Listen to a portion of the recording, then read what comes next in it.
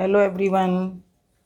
Main question answer series 1G for 12th and competitive exam. सभी कोई भी competitive exam है, चाहे पीजीटी, टीजीटी या अदर कोई भी कॉम्पिटिटिव एग्ज़ाम है, बच्चों में जो बायो का 11th-12th का सिलेबस है उस सब के लिए ये जो नोट्स हैं या क्वेश्चन आंसर है ये परफेक्ट है. ऑर्गेनिज्म एंड पॉपुलेशन ये लास्ट 12th की एनसीईआरटी की लास्ट यूनिट है. तो इसमें एबायोटिक फैक्टर्स का अभी कई वीडियो में चल रहा है. इस वीडियो में टेम्परेचर और वाटर से रिलेटेड 2 क्वेश्चन हैं. ये मैंने थोड़ा सा इसलिए लिख दिया है 2 वीडियो में कि बच्चों को थोड़ा इजी रहेगा कि अगर उन्हें क्वेश्चन किस पे देखना है. ठीक है. एक क्वेश्चन इसमें दे रखा है कि which is the most ecological relevant environmental factor. देखो बच्चे एनसीईआरटी में बहुत बिल्कुल एकदम मतलब अच्छी तरीके से लाइन कई बार नहीं पढ़ पाते, वो उनसे छूट जाती है. तो इसमें इन्होंने पूछा हुआ ये एनसीईआरटी की लाइन है कि विच इज़ द मतलब the most ecological relevant environmental factor. तो इसका अगर तुम लोगों ने पढ़ा होगा तो क्या आंसर दोगे. इसमें 4 ऑप्शन दे रखे हैं, light, temperature, water and soil. तो या तो 1 मार्क क्वेश्चन है कि उसमें तुम्हें लिखना पड़ेगा, और टिक मार्क का आएगा तो इसमें किस पे टिक करोगे, टेम्परेचर.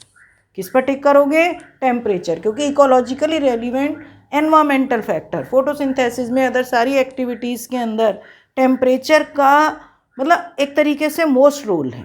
अगर ट्रॉपिकल टेम्परेट वाला भी मैंने क्वेश्चन डाला था तो इस तरीके से रेलिवेंट जो एनवायरमेंटल फैक्टर है वो क्या है, टेम्परेचर. अब दूसरा जो एबायोटिक फैक्टर है वो वाटर. तो वाटर से रिलेटेड मैंने एक क्वेश्चन डाला है इसमें कि many fresh water animals can not survive in marine environment, explain. बहुत अच्छा क्वेश्चन है ये. उसमें काफ़ी क्वेश्चन इन्होंने डाले हुए हैं, मतलब थ्योरी के अंदर समझाया हुआ है, और ये बहुत अच्छा क्वेश्चन निकल के आया है इसमें. तो इसको तुम कैसे एक्सप्लेन करोगे.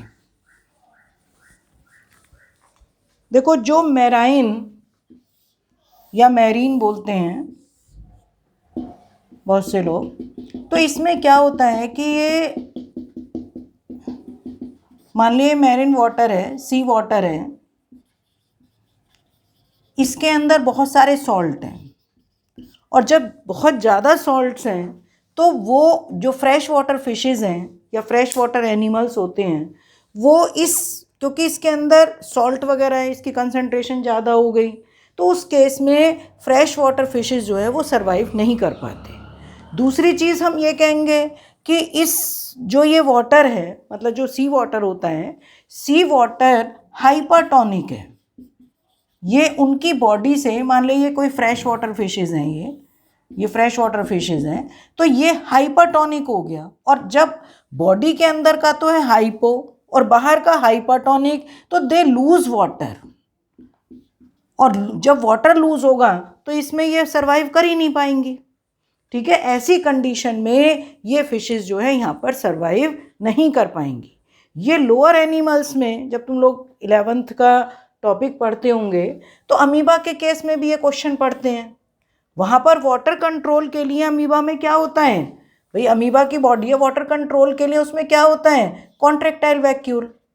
तो अमीबा को वो क्वेश्चन ये आता है, मैं यहाँ पर कर देती हूँ कि कंपटीशन के लिए तो ये भी क्वेश्चन मोस्ट इम्पॉर्टेंट है, कि अमीबा को वो 3 तरीके से क्वेश्चन देते हैं कि अमीबा को अगर हाइपो में रखें, जैसे नॉर्मली अमीबा जिस वाटर में अंदर रहता है वो हाइपोटोनिक है, तो लगातार वाटर इसकी सेल के अंदर, या अमीबा की मतलब सेल ही कहोगे, अमीबा की सेल के अंदर एंटर करता रहता है.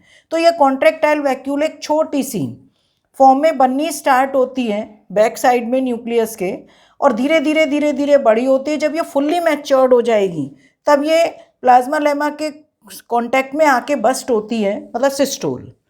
तो ये हाइपोटोनिक में कॉन्ट्रैक्टाइल वैक्यूल का जो वर्क है वो बहुत रैपिडली होगा, तेज़ी से होगा वाटर बैलेंस के लिए.